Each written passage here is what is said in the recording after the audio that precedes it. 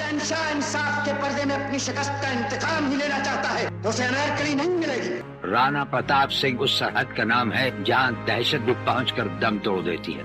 दोस्तों, बॉलीवुड के इतिहास में अगर एक्टिंग एक ताज होती ना, तो इस ताज की दावेदारी के लिए एक तरफ खड़े होते ट्रेजेडी किंग दिलीप कुमार साहब और दूसरी तरफ खड़े होते स्टाइल और डायलॉग डिलीवरी के किंग राजकुमार साहब। इन दोनों के लिए सवाल ये नहीं बनता कि सबसे ज्यादा फेमस कौन था, बल्कि सवाल ये बनता है कि एक्टिंग का असली शहंशाह है कौन। और आज के इस वीडियो में हम यही जवाब ढूंढने वाले हैं, इन दोनों की फिल्मों के साथ, कुछ फैक्ट्स के साथ और एक इंटेंसिटी के साथ, जिससे बना है ये बॉलीवुड।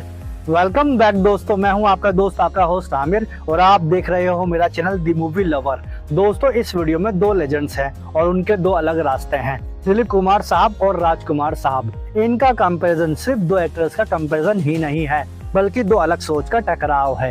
एक तरफ दिलीप कुमार साहब जो अपने रोल्स के लिए खुद को ही मिटा देते थे, अरे कोई है? अरे देखो बेचारी मर रही है, अरे मर जाएगी, बचा लो रे। और दूसरी तरफ राजकुमार साहब जो हर रोल को अपनी शान बना देते थे। मैं अपनी खुद जीता हूँ, न जीने से डरा न मरने से डरता हूँ।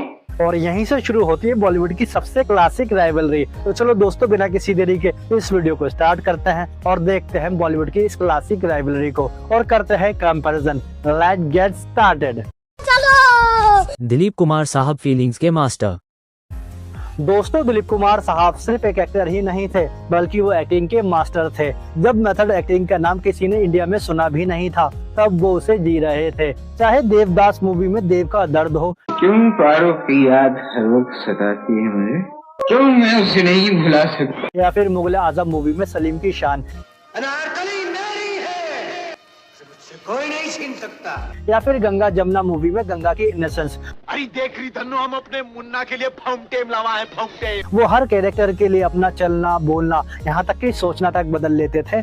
उनके साथ काम करने वाले कलाकारों का कहना था कि शूटिंग के बाद भी वो कैरेक्टर से बाहर नहीं आते थे। और इससे पता चलता है कि दिलीप कुमार साहब सिर्फ कैरेक्टर को प्ले नहीं करते थे, बल्कि खुद वो कैरेक्टर बन जाते थे। अब बात करते हैं राजकुमार साहब की। राजकुमार साहब ऑरा, स्टाइल और कमान के किंग। दोस्तों, राजकुमार साहब एक्टिंग सीखने या सिखाने नहीं आए थे, वो तो बस स्क्रीन पे राज करने आए थे। उनकी आवाज, उनकी आंखें और उनके खड़े रहने का स्टाइल ऑडियंस को सब कुछ कह देता था कि ये आदमी नॉर्मल नहीं है। और उनके ये डायलॉग्स, हम तुम्हें मारेंगे और जरूर मारेंगे, लेकिन वो बंदूक भी हमारी होगी, गोली भी हमारी होगी, वक्त भी हमारा होगा। मैं अपने हर कर्म का तुरंत फल चाहता हूँ, न मेरे पास समय है न सब्र। ये सिर्फ डायलॉग्स ही नहीं, बल्कि उनकी पर्सनालिटी थे। चाहे वक्त मूवी हो, चिनाई सेठ, जिनके अपने घर शीशे के हों, वो दूसरों पर पत्थर नहीं फेंका करते। पाकीज़ा मूवी हो, आपके पाँव देखे बहुत हसीन है, इन्हें जमीन पर मत उतारिएगा, मैले हो जाएंगे।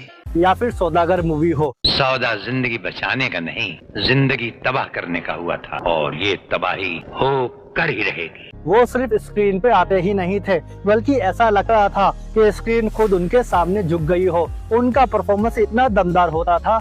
Acting versus impact. दोस्तों, यहीं से असली डिफरेंस समझ में आता है। जब दिलीप कुमार साहब स्क्रीन पे आते थे ना, तो ऐसा लगता था कि एक्टर गायब हो गया हो, सिर्फ कैरेक्टर रह गया हो। चाहे देवदास रो रहा हो, कौन कमबख्त है जो बर्दाश्त करने के लिए पीता है, मैं तो पीता हूँ बस सांस ले सकूं। सलीम प्यार कर रहा हो, मैं तुम्हारी आंखों में अपनी मोहब्बत का इकरार देखना चाहता हूँ। इन्हें न देखिए शहजादी। या गंगा राम लड़ रहा हो, ए बाबू भाग मत, अरे बच के नहीं जाइए रे बाबू। इन मूवीज में आप दिलीप कुमार को नहीं, बल्कि इन कैरेक्टर्स को महसूस करते थे। और इसीलिए कहा जाता है कि दिलीप कुमार साहब ने बॉलीवुड को ये सिखाया कि एक्टिंग का मतलब फील करवाना होता है। अब बात करते हैं राजकुमार साहब की, तो उनका हिसाब बिल्कुल उल्टा था। जब वो स्क्रीन पे आते थे, तो पहले ही सेकंड में अपनी स्ट्रॉन्ग स्क्रीन प्रेजेंस से ऑडियंस को ये बता देते थे कि हाँ, मैं आ गया हूँ। ये बच्चों के खेलने की चीज नहीं, हाथ कट जाए तो खून निकल आता है। दोस्तों उनकी पर्सनालिटी देख के लोग शांत हो जाते थे। उनकी आवाज में एक प्रेशर था। हमको मिटा सके ये जमाने में दम नहीं, हमसे जमाना खुद है, जमाने से हम नहीं। उनकी आंखों में एक अथॉरिटी थी। चाहे हीरो हो या साइड रोल, हर सीन उनके कंट्रोल में आ ही जाता था। और इसीलिए लोग कहते हैं कि राजकुमार साहब ने बॉलीवुड को सिखाया कि कैसे स्क्रीन को डोमिनेट किया जाता है। दोस्तों इन दोनों में डिफरेंस ये है कि एक तरफ दिलीप कुमार साहब ने अपने परफॉर्मेंस से ऑडियंस को रुला दिया, दुनिया में दिल वाले का साथ देना, दौलत वाले का नहीं। और दूसरी तरफ राजकुमार साहब ने अपने परफॉर्मेंस से ऑडियंस को चुप करवा दिया। हमारे सामने जो ऊंची आवाज में बोलता है उसकी आवाज हमेशा के लिए बंद कर दी जाती है। दोस्तों इन दोनों लेजेंड्स ने साथ में सिर्फ 2 ही फिल्में की हैं, पैगाम और सौदागर। एक तरफ दिलीप कुमार साहब अपने परफॉर्मेंस से ऑडियंस के इमोशंस को बिल्ड कर देते थे और दूसरी तरफ राजकुमार साहब सिर्फ सीन में खड़े होके उस सीन का वेट बढ़ा देते थे। तो ये समझते हैं कि यूनियन सिर्फ इसलिए है कि मजदूरों से ये कहे कि तुम अपना काम मत करो।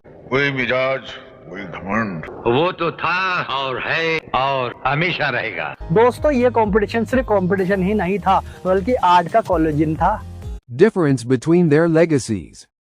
दोस्तों आज के एक्टर्स दिलीप कुमार साहब के सीन्स को पढ़ते हैं, सीखते हैं और एनालाइज करते हैं, बट राजकुमार साहब को सिर्फ कॉपी करने की कोशिश करते हैं और इसीलिए फेल हो जाते हैं। ये ठाकुर राजेश्वर सिंह इतिहास बताता नहीं, इतिहास लिखता है, इतिहास बनाता है। क्योंकि राजकुमार साहब का स्टाइल सीखा नहीं जा सकता, वो तो सिर्फ बोर्न होता है। Who is the true king of acting? दोस्तों अगर बात की जाए एक्टिंग के क्राफ्ट की, तो उस हिसाब से दिलीप कुमार साहब ही एक्टिंग के असली शहंशाह है।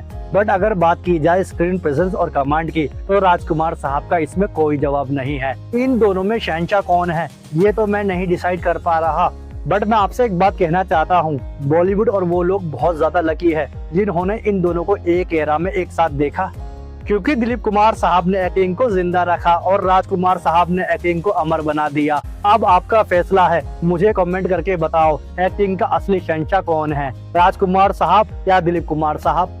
और मेरी ये वीडियो अगर आपको पसंद आई हो तो वीडियो को लाइक कीजिए और दोस्तों के साथ शेयर कीजिए। और हाँ, जो मेरे चैनल पर नए हैं वो मेरा चैनल सब्सक्राइब कर लीजिए और बेल आइकन को भी प्रेस कर लीजिए ताकि इसी तरह की वीडियोस की नोटिफिकेशन आपको सबसे पहले मिल सके। इस वीडियो को मैं यहीं रैप अप करता हूँ और मिलता हूँ आपसे एक नई टॉपिक, एक नई वीडियो के साथ। तब तक के लिए stay tune, stay action, stay फिल्मी।